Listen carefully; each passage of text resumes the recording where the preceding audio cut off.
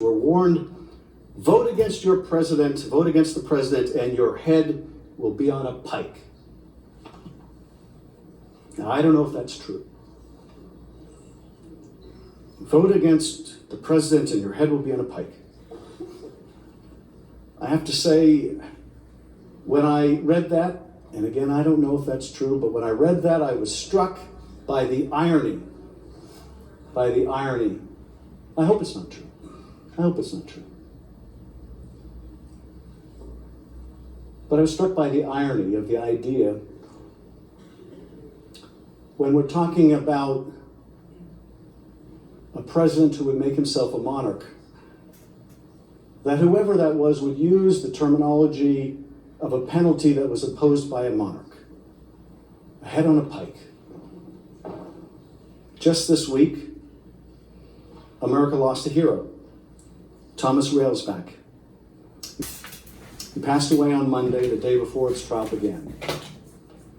Some of you may have known or even served with Congressman Thomas Railsback. He was a Republican from Illinois, and the second ranking member on the House Judiciary Committee when that committee was conducting its impeachment inquiry into President Nixon. In July of 1974, as the inquiry was coming to a close, Congressman Railsback began meeting with a bipartisan group of members of the House, 3 other Republicans and 3 Democrats. Here in the Senate, they might have called them the Gang of 7. They gathered and they talked and they labored over language and ultimately helped develop a bipartisan support for the articles that led a group of Republican senators, including Barry Goldwater and Howard Baker, to tell President Nixon that he must resign. Some say that the Nixon impeachment might not have moved forward were it not for those 4 courageous Republicans led by Congressman Railsback. And it pained the congressman because he credited Nixon with giving him his seat, with getting him elected. He did it, but consider this. Of the hundreds of documents that we have subpoenaed, there is no colorable claim and none has been asserted. To the degree that you can even make a claim, that claim has been waived.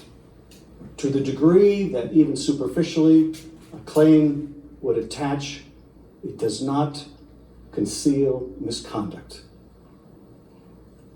And what's more, to the degree that there were a dispute over whether a privilege applied, we have a perfectly good judge sitting behind me, empowered by the rules of this body to resolve those disputes.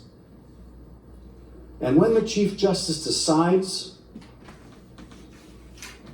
where a narrow application of privilege ought to apply, you will still have the power to overrule him.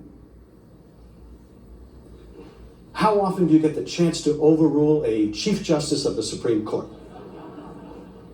You have to admit it's every legislator's dream. So let us not be fooled by the argument that it will take too long, or persuaded that the trial must be over before the State of the Union. This is no parking ticket we are contesting, no shoplifting case we are prosecuting. It is a matter of high crimes and misdemeanors. How long is too long to have a fair trial, fair to the president and fair to the American people? The American people do not agree on much, but they will not forgive being deprived of the truth, and certainly not because it took a backseat to expediency. In his pamphlet of 1777, The American Crisis, Thomas Paine wrote, "Those who expect to reap the blessings of freedom must undergo the fatigue of supporting it." Is it too much fatigue to call witnesses and have a fair trial? Are the blessings of freedom so meager that we will not endure the fatigue of a real trial with witnesses and documents? President Lincoln, in his closing message to Congress in December 1862, said this: Fellow citizens, we cannot escape history. We of this Congress and this administration will be remembered in spite of ourselves.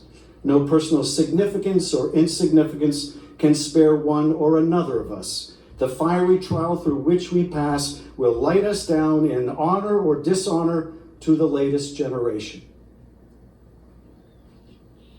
I think he was the most interesting president in history. He may be the most interesting person in our history. This man who started out dirt poor, like hundreds of thousands of other people at the time. He had nothing. No money, no education. He educated himself. But he had a brain in that head, a brilliance in that mind, that made him one of the most incredible, not just presidents, but people in history. I think he's the most interesting character in our history. Out of the hundreds and hundreds of thousands of other Americans at the time, why him? Why him? I think a lot about history, as I know you do.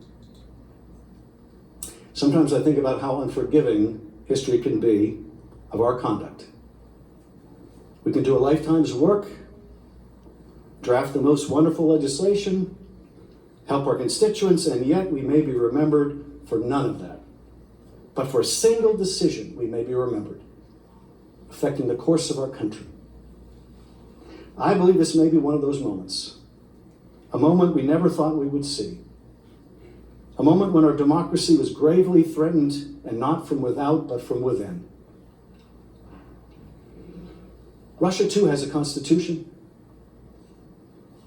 It's not a bad constitution. It's just a meaningless one. In Russia, they have trial by telephone. They have the same ostensible rights we do to a trial. They hear evidence and witnesses, but before the verdict is rendered, the judge picks up the telephone and calls the right person to find out how it's supposed to turn out. Trial by telephone. Is that what we have here? Trial by telephone?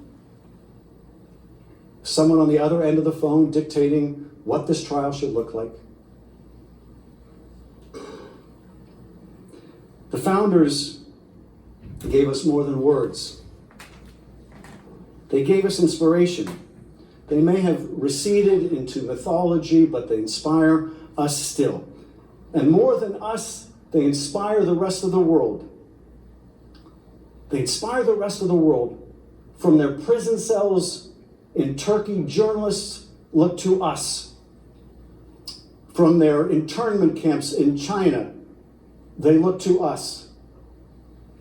From their cells in Egypt, those who gathered in Tahrir Square for a better life look to us. From the Philippines, those that were the victims and their families of mass extrajudicial killing, they look to us. From Elgin Prison, they look to us. From all over the world, they look to us.